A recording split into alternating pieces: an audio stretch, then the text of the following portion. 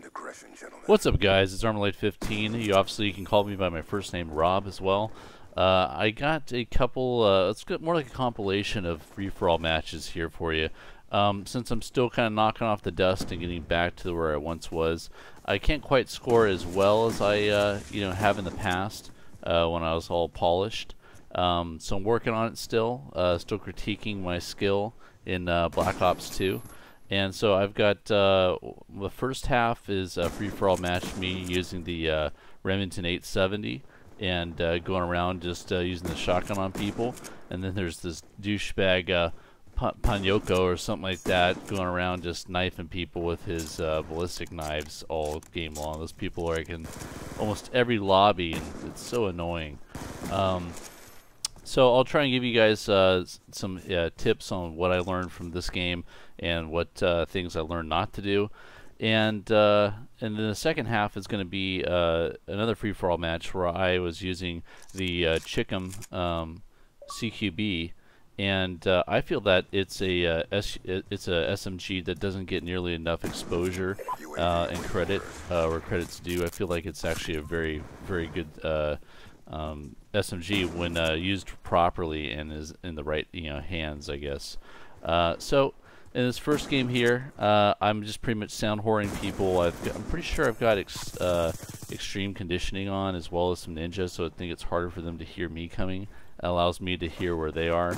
And obviously when you're using a shotgun like this, you're trying to stick and run. You're very vulnerable at long to medium range distances.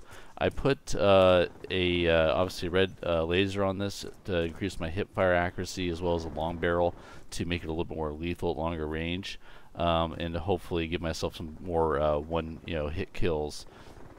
And basically, the mistakes I made in this game was there are certain times where I was not being patient enough, and I was running out into the long lines of sight down the road that snipers use, that people with assault rifles are waiting in buildings to catch people running across the road like that. And that's not what you want to do in this kind of game. The whole game plan, whenever you're playing a free-for-all match or a TDM, anything where you're using a short distance weapon like this, where it's only effective at short distances, is you've got to have a game plan, a strategy when you go in there, and you have to stick to that game plan, which is to stay within small confinements, like small buildings, and not to go out to where people can reach you with these other weapons. You want to have them come to you and play the game in such a way where they come looking for you, piss them off if need be, and then have them keep coming for you. But just don't get yourself out caught in those long lines of sight, because that's where they're going to end up having you at a disadvantage, and that's where you're going to get your deaths versus all your kills. I mean, I think if I could have stuck around navigating the map through building and kept out of the long lines of sight, I probably could have gotten even better of a score on this. That ended up being, I think, a 30 and 10 score, which is okay. For me, it's okay. I mean, it is a 3.0 KD for an entire game where people are spawning all around you, but I don't know. I felt like it's okay, so I could do better. So this is the Chicom CQB. I honestly don't remember the name of these maps. I think this one is what? Fuck, I don't know. Cargo or something like that. I'm not familiar with the maps enough. And the game just started, so I'm kind of getting a feel for the spawn, seeing where people are coming out of. First guy I killed actually had the same exact SMG that I was using, the Chicom, and I end up coming head-to-head with that guy a bunch in this game. The Chicom CQB, what I feel like is such a great weapon, is I think it's an excellent search and destroy weapon. I think it's an excellent free-for-all weapon, because this weapon is excellent for taking 1 to 2 enemies out at a time. After that, you're going to run out of clip, and it's highly accurate. It's a 3-round burst, but what's nice about it is, versus like the FAMAS 3-round burst from previous Call of Duties and things like that, or the M16, you can the quicker you can squeeze the trigger on the Chicom, the quicker it will fire, even though it's a 3-round burst. So if you are so proficient at using the Chicom that you can squeeze the trigger very rapidly, it almost seems like a full automatic weapon when it's not. But it also is keeping the accuracy very, very tight. So you can have it be that highly accurate 3-round burst when you need it to be, and you can also have it be a full automatic weapon in a sense when you need it to be as well.